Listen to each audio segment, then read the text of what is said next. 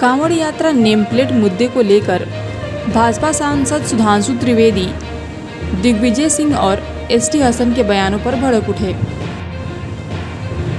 Press conference में सुधांशु त्रिवेदी ने कहा कि कांग्रेस एक ऐसी पार्टी है जिसके नेता राहुल गांधी अक्सर विदेश में रहते हैं। उनकी पार्टी के वरिष्ठ नेता देश और विदेश में फर्क नहीं कर पाते। मैं नहीं मानता कि कभी पुलिस अधिकारी रहे अजय कुमार का सामान्य ज्ञान इतना कमज़ोर होगा कि उन्हें यह न पता हो कि सिक्किम भारत का हिस्सा है। लेकिन यह स्थिति तब होती है जब आप मोदी विरोधी मानसिक स्थिति से ग्रस्त होते हैं और आपको यह समझ में नहीं आता कि आप सच बोल रहे हैं या झूठ। उन्होंने आगे और क्या कुछ कहा, सुनिए।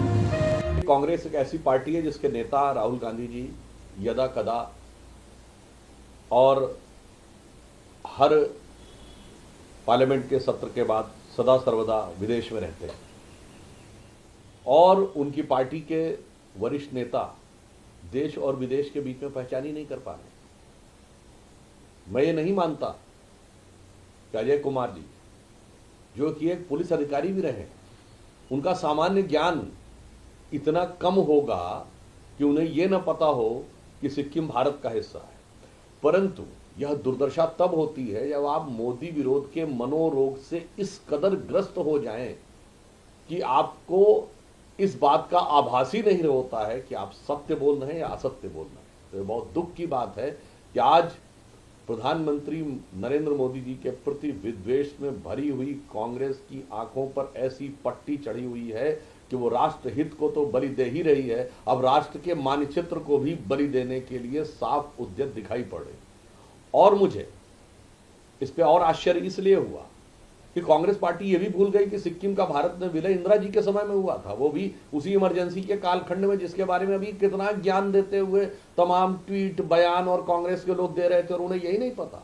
तो मैं उन्हें याद भी दिला देना चाहता हूं कि सिक्किम का भारत में विलय 1975 में हुआ था, इंदिरा जी के शासनकाल में हुआ था। और यह भी याद दिला दूं कांग्रेस के मित्रों को कि भारत और चीन के संबंधों में एकमात्र मौका ऐसा है जब चीन ने किसी मुद्दे पर अपना दावा छोड़ा है, तो वो 2003 में अटल जी की चाइना यात्रा के बाद चीन ने सिक्किम पर से अपना दावा छोड़ दिया था। मुझे लगता है मोदी विरोध का चश्मा हटाएं तो देश की असली तस्वीर और मानचित्रों की असली लकीर उन्हें साफ दिखाई पड़े। जिस तरह के बयान कांग्रेस के वरिष्ठ नेता दिग्विजय सिंह जी ने दिए हैं और जिस ढंग के बयान समाजवादी पार्टी के वरिष्ठ नेता और पूर्व सांसद एसटी हसन साहब ने दिए, इनसे एक बात बहुत साफ है, ये दोनों बयान एक भाव से प्रेरित हैं। फिर मैं पुनः कहना चाहता हूं, इंडी गठबंधन के नेता राहुल गांधी जी जो विदेश में घूमते हैं और विदेश में स्ट्रक्चर्ड कॉन्फ्रेंस की जाती है 2 साल पहले, डिसमेंटलिंग ग्लोबल हिंदुत्व, फिर भारत में चेन्नई में बाकायदा एक कॉन्फ्रेंस होती है इरेडिकेशन ऑफ सनातन धर्म, यानी सनातन धर्म का समूल नाश। उसी विचार के प्रतीक ये दोनों नेता नजर आते हैं। चूंकि दिग्विजय सिंह जी को आतंकवादियों को उकसाने वाला जाकिर नायक शांति का मसीहा दिखता है, विश्व का सबसे बड़ा आतंकी ओसामा बिन लादेन ओसामा जी दिखता है, भारत पर 26/11 हमले का मुख्य किरदार हाफिज सईद हाफिज साहब दिखता है, ऐसे ही लोगों को कावड़ यात्रा में सांप्रदायिकता दिखती है। तो ये कांग्रेस की एक बार पुनः घनघोर हिंदू विरोधी, भारतीय संस्कृति विरोधी और न सिर्फ विरोधी बल्कि भारतीय संस्कृति और हिंदू धर्म के किसी भी कार्यक्रम को लांछित और अपमानित करने की कुत्सित मनोवृत्ति का प्रतीक है। जहां तक हसन साहब ने बोला है, तो मैं उनसे पूछना चाहूंगा कि नाम छुपा के रखने वालों के साथ आप लोग क्यों खड़े रहना चाहते हैं? सीधे, साफ और सपाट तरीके से, पारदर्शी तरीके से, जो सरकार का नियम कहता है उसके अनुसार आपको नाम डिस्प्ले करने में क्या प्रॉब्लम है?